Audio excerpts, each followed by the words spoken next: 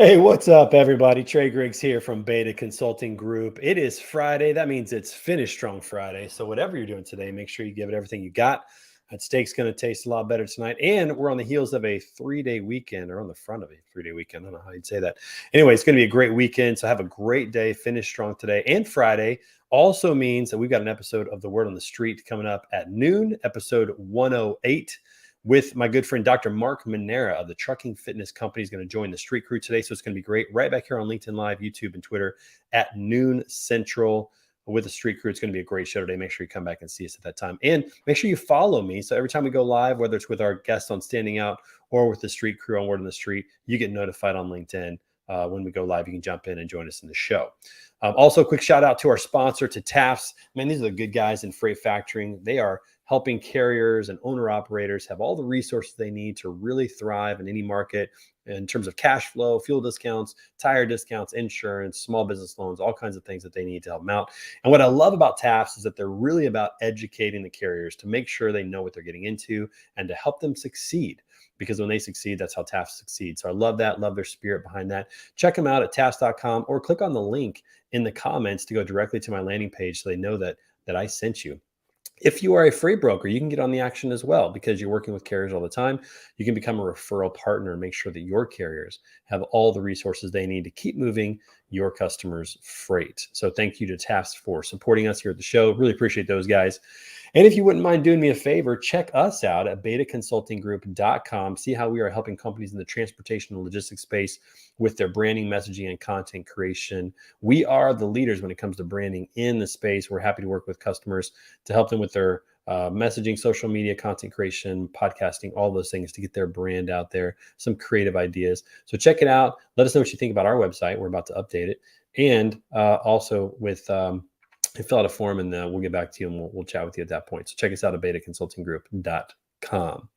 All right, everybody. So I got a great guest today, man. Let me tell you about this guy. So some of you may know that back in the day, I worked at DAT. And at the time, there was a little competition. Didn't really want to interact with the enemy. That would be Truck Stop. But this guy, he was one of the original sales guys at Truck Stop, and we became buddies. Realized pretty quickly that we are brothers from another mother. We have been friends for a long time. Spent some great time together playing golf and playing worship music together and praying together and talking.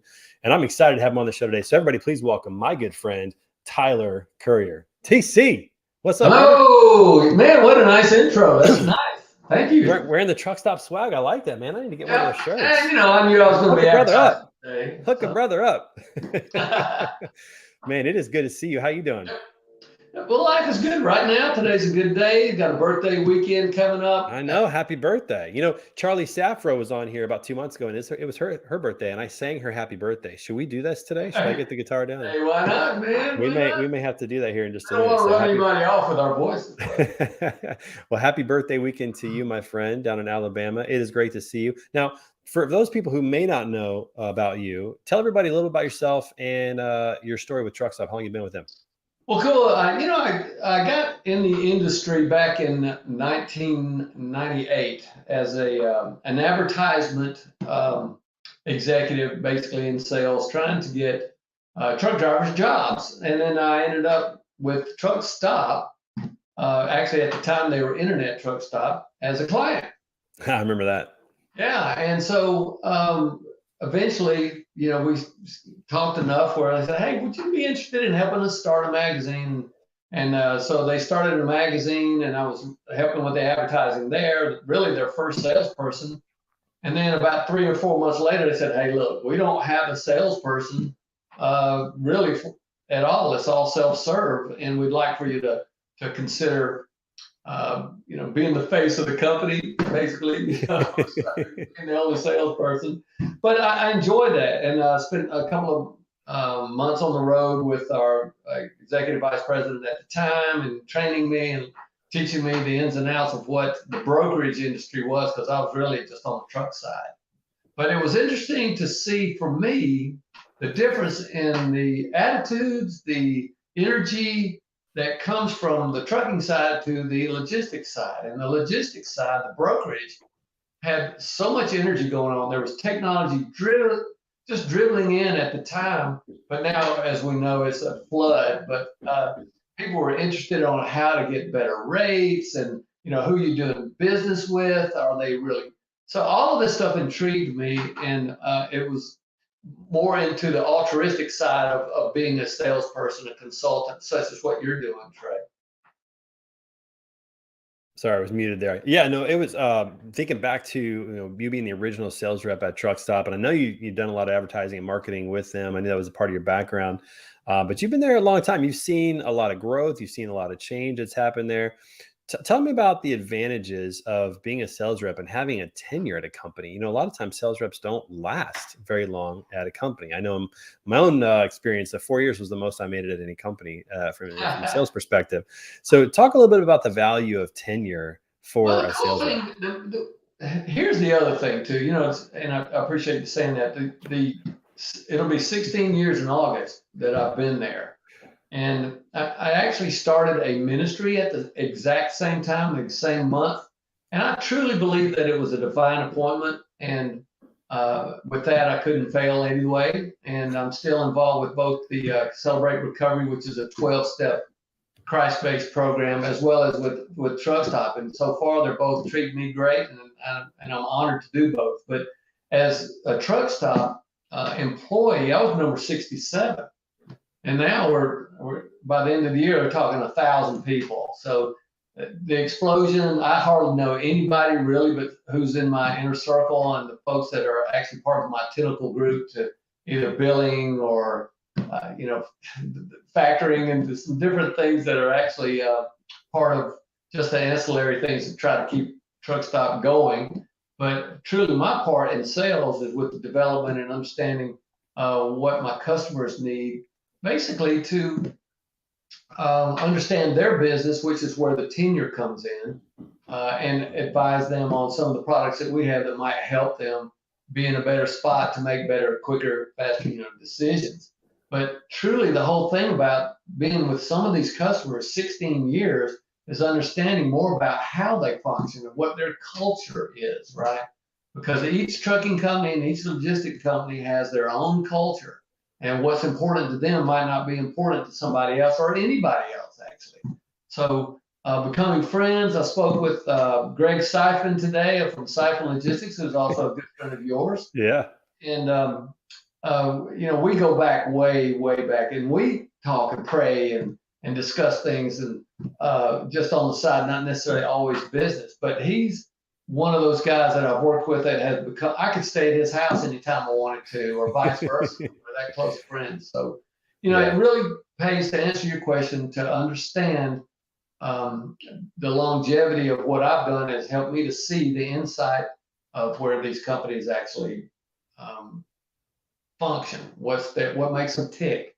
What gives them satisfaction? Whether it's community stuff like the Siphons do. They spend a lot of time with just community things. So what floats their boat won't float Bennett Motor or Bennett Logistics. So there's a lot of different ways to understand what's going on in the industry within the longevity or the trials of being at one place a long time too. So, Well, I think it speaks volumes to you and your character because, first of all, nobody in the industry has a bad word to say about you, and that says a lot, especially when you've been in the industry as long as you have. But secondly, it's the playing the long game because these customers that you have, they become partners. You've worked with them for a long time, so it's looking out for them, helping them, achieve their goals in business, and becoming, like you said, becoming friends where they can hang out. I know I've had a chance to spend some time at your house. We've become friends like that in the industry, but also having customers who you were who with have Dad that. at the I time too. was. I People was. didn't really understand that. Like, what are you guys doing? Well, we're playing golf, we're becoming I was friends, I and was literally at the competitor, but hanging out at your house before the McLeod conference in Jacksonville before we went to Birmingham that time. But what was interesting about that too is that I think we both recognize that business is business, but it's really people.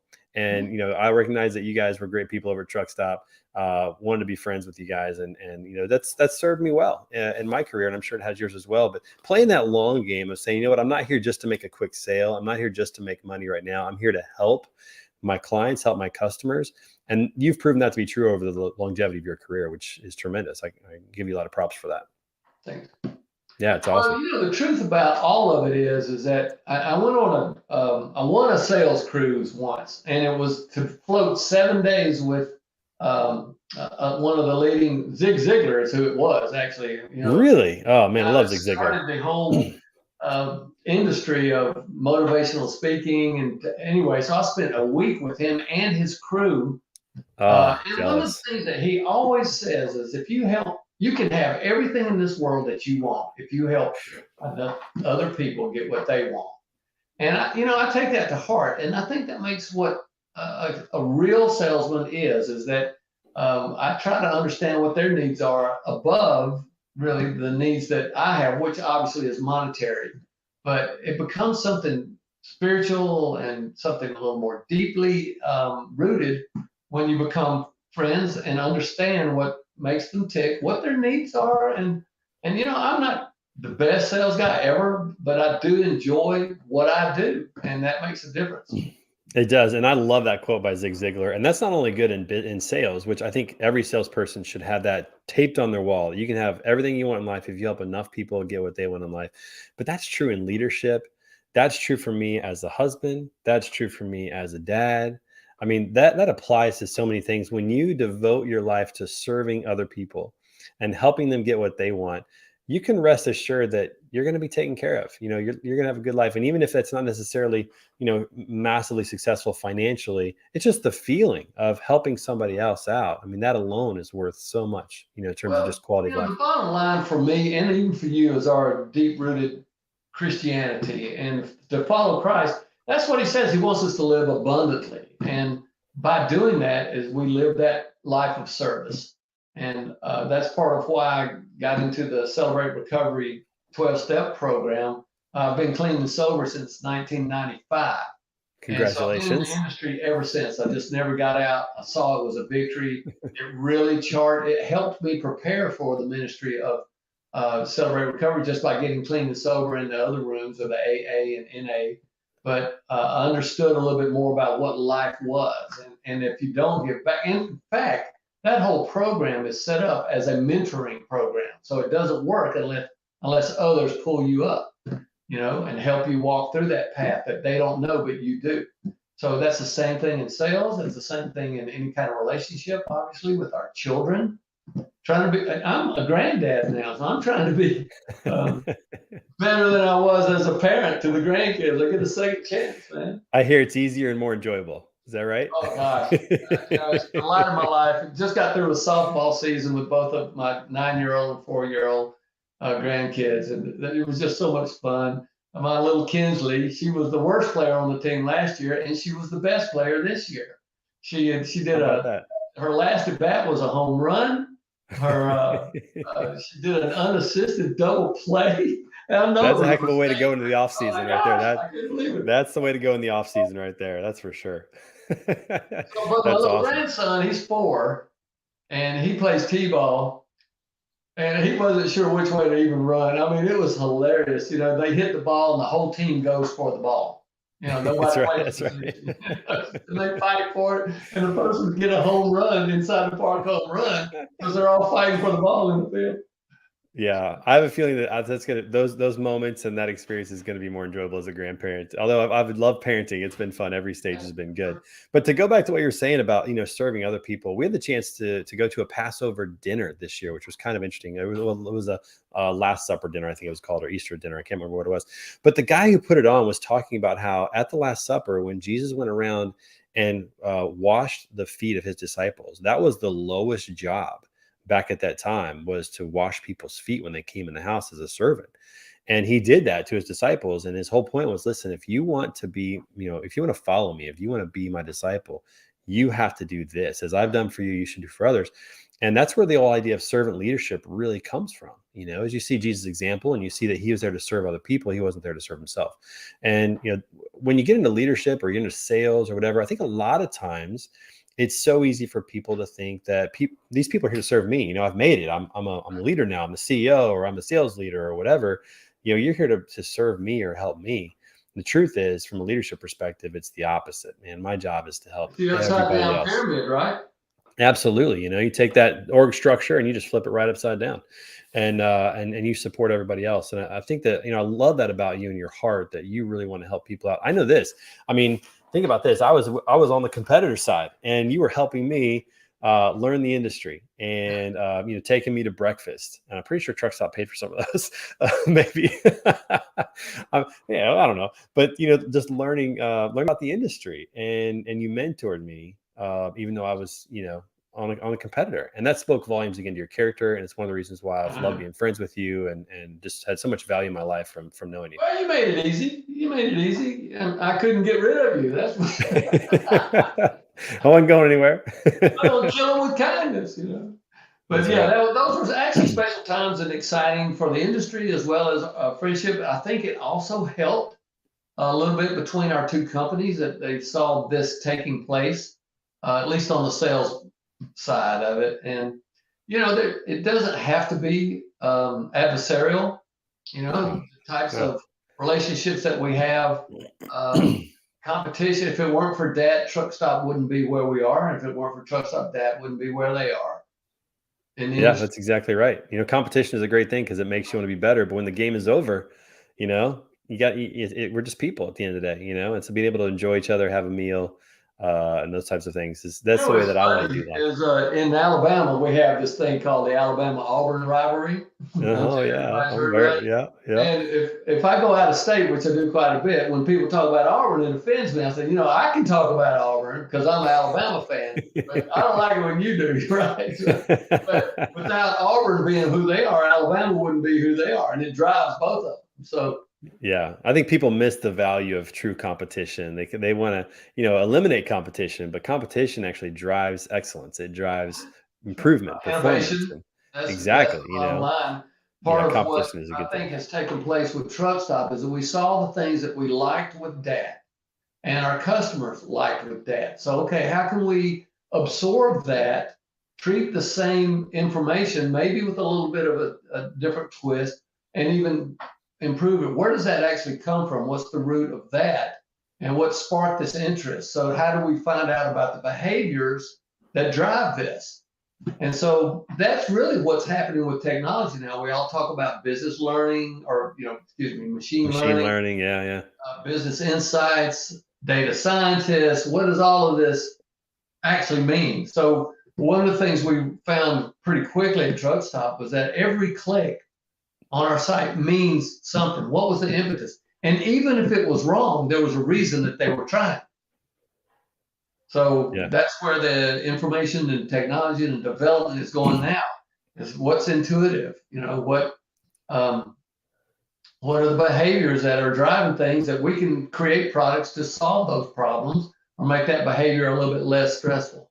Yeah, no, competition is such a healthy thing. Heather just commented that as well. Motivation to keep doing better. Absolutely. I mean, if you've got a Kobe Bryant in the league, for example, in basketball, well, then you got guys that want to try to beat him, and he wants to make sure that he stays on top. I mean, it just drives everybody to be better. So, Heather, you're absolutely right about that. Thanks for watching the show. Appreciate that. So thanks for engaging with us today. So I want to go backwards a little bit. So your career, you started off in advertising and marketing.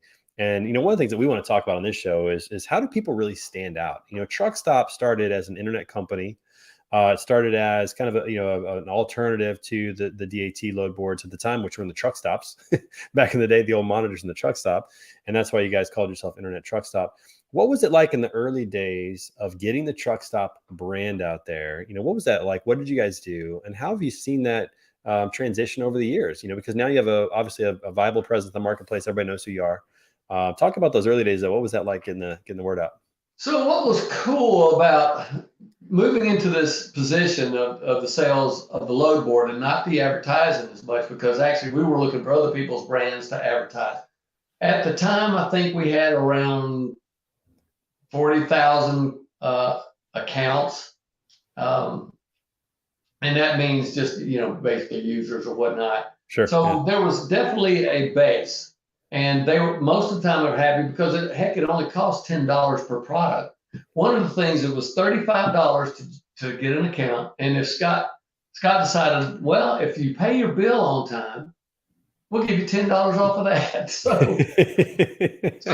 I can't, people love this. I walked in the door when I was visiting clients and they were like, happy to see me. And, what do you got? Anything new? And, back then we were selling three things: the load board, carrier performance rating service, which tells you who you're doing business with, and Rate Mate, which was just whatever was posted on our site. We just made it available for people to look at and judge. So, it was really simple. The highest amount of anybody was going to pay was less than $50 for our full package.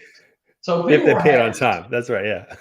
People were happy to see us, and also that's made it easy for me in the looking back to make better friendships, relationships, because there wasn't a whole lot of pressure, and it was new for everybody, to have a face instead of just going in and putting your credit card in. So watching how that expanded to carrier compliance tools and a deeper relationship with our rating tools, and then a factoring company, and it started doing different things as far as the compliance side of it, and then what people were looking for us for started driving us to do things that they were interested in. So they developed a customer advisory board as well. So we got a lot of people from all over the industry and all sizes to help guide us. That they're still doing, and I think every good company does that in some fashion. But it certainly helped us, and I saw the difference in just a couple of years of those meetings, which our technology started expanding, and our development of the internal tools were better. We were starting to pick up a lot of momentum with more people getting in the industry as brokerages. And actually, as trucking companies started developing brokerages, which was, back in the old day, they fought with each other, but the smarter ones brought that in. So that was fun, just watching how the industry has evolved. And that just basically takes you up to 2010. And then after 2010, the venture capitalists of the world said, look, we've got this playground out there that has hardly any technology. Let's start investing. And you've seen the last 10, 12 years what has taken place. Oh, it's been crazy. Yeah. Just absolutely nuts, the investment. JJ, what's up, brother? Good to see you, man. He says people are too worried about competition. I think there's a healthy balance because you want to know who your competitors are and what they're doing. But at the same time, you got to run your own race, right? I love that. Keep your head down and run your own race. And for me, like people that do the same thing that I do in the industry, I'm friends with all of them. People that do the same stuff that I do, and we bounce ideas off each other. But I'm trying to run my own race and not necessarily get caught up in the competition. JJ, thanks for watching, man. Good to see you. Hope your trip to Chicago went really well. Anyways, yeah. So you guys have you started that with a lot of word of mouth, a lot of internet sales, self-service stuff. You created a customer advisory board, which is a very very wise thing to do. Hear from your customers, help them lead the ship, steer the ship of where you guys are going to go with your service. But then you guys did a rebrand too. I think it was about 2016, 2017, 2018, somewhere you did a rebrand, which is what you got on your shirt right now. When we actually brought on right before we brought on our first investors, we did a rebrand and became Truck Stop, which everybody called us Truck Stop anyway, but it made it easier to say truckstop.com, changed the logo to a waypoint. The whole point about all of that was internet truck. Here's the funny part. Our old logo was a day cab. Yep. And we do only over the road. So, that just shows nobody knew what they were doing in the beginning whatsoever. And then we brought on consulting people. Joel McGinley was real big. He was a consultant. He ran the company for a good while and created a lot of the pathway where we're headed now. But the main thing is that once we changed to truckstop.com, changed our logo and branding and everything, it doubled our business. It took off. Yeah, a rebrand does a lot of great things for a company, especially if they get it right. Shout out to our friend Susan Collins, who I know helped out a lot with that at the time. But the new look and feel, the new name, removing the internet portion of just being truckstop.com, the new logo, which is a really classic look that you guys have. It matters, right? Those things matter. Those brands matter. When people see that logo now, that Truckstop logo, they know what they're getting. They know what's going to happen there, and that's really critical. So there it is. Look at that. There it is, everybody. The truckstop.com brand and logo right there. Yeah, it's awesome. Yeah. So you guys have seen that. You've been through that. Obviously, marketing is really important in what you guys do. And now your sales team is up to, I don't know, what do you have, about 15, 20 enterprise reps? And of course, you got the inside sales reps as well. Right. I'm not sure exactly how many sales reps that we have. It's grown. We'll say that. It's grown over 100, and they do different types of aspects. They call new logo, existing companies, enterprise companies. I'm not even sure exactly what all the names are because they keep adding and changing. But again, we're up to almost 1,000 people now as employees. So It's the huge. truth Yeah. about it all is that there's got to be something for us all to do. So they're creating new things apparently. Have you, you know, as the company has gotten bigger, have you noticed a challenge in terms of the sales and the marketing team still working together, still communicating well, or has that synergy, continued and existed throughout as you guys have grown? Well, that's a great question because it was a pain point for a long time because we were, and now that I look back, I can see we were used to doing certain things a certain way because there were just a few people in the company. We could all call each other at any time. And as we started growing, that became less and less frequent. It became a little more distant and disparate. But I really liked what the marketing department was doing. It's just sometimes it caught us off guard. We didn't know what was going on at the time, but and so it was a disconnect. But recently, like in the last 3 years or so, what they do has been spot on. They send us alerts. They let us know what's happening. I mean, we're in tandem. I love what our marketing department is doing now. They're doing stuff I have no idea about, but they allow us to see the inside of what they're doing at all times. They send us alerts. Hey, this is what's new. This is what's going on. So it's even though there are a lot of growing pains for a company that's grown as fast as we have over the last 3 or 4 years, um, it's starting to smooth out. I was actually thinking about that this morning when we were getting ready, looking back at the journey and seeing, really how much better just in the last year we've gotten and how quickly, because we had some real growing pains, especially when we brought our RMIS into the family. And I'm sure you're aware of that. But when we purchased them, and I'm finding out more and more about what they do, and wow, what a fabulous product they Oh are. yeah, yeah, well aware of them. Yeah, yeah. But we brought on 150 employees there, and then trying to assimilate what we were doing and making sure that our advertising, our message, and our pathways were aligned. That was painful. Yeah, it's But definitely it's definitely a challenge when you're doing that. I love the fact though that your sales and marketing teams are working together. That is so critical for companies to make sure that that is really one team with kind of two little divisions, two separate initiatives, because your marketing team is going to get content from your sales guys, and your sales guys need to know what your marketing team is putting out, how they can double up on that, how they can talk about that, and use the language for campaigns and different things you're doing. So, I love that for any company out there who is growing, especially make sure that you're intentional about your sales and your marketing team continuing to work together to push that message. Because as you said at the very beginning, you became the face of Truck Stop when you joined the sales team. The salespeople are the tip good of or the bad, spear, it right? Yeah, was. salespeople are the tip of the spear. They're the ones that are going to be out there first. The first things that people see in terms of the company who they talk to, besides the marketing stuff. So those teams have got to be on the same page. And yes, Heather, I agree. Effective communication across teams, very beneficial, especially in growth. Because as you grow, like you just have to build new structures that you didn't have before, and a lot of times communication gets left out. So again, it's just really, really critical in that That's regard. probably the biggest difference that I see is our ability now to cross pollinate with each department. The more I'm starting, so there was a time when I didn't know anybody and what departments any, but now that is so different. We have teams on our for communication in between, in departments and whatnot, and that helps a ton because there's pictures just like LinkedIn. But I'm starting to get to know the names of the people in billing a lot better, the people in compliance, and all of the heads of the departments, and we're linking in. And the communication has been a huge factor of us having less stress, from the unknown, which will create that, of course. But it's been quite a ride, and right now I feel as good about our company as I ever have. Yeah, that's great. No, it's great to see you guys and your CEO, Kendra Tucker. I'm trying to get her on the show. So reach out to her and tell her that I've got a message I was out to going her. to mention that about Kendra. That's one of the things that I've loved about what our company does is not just the diversity aspect of it, but they don't see any gender, any color, any barriers. If you qualify and you're good for the job, man, you're there.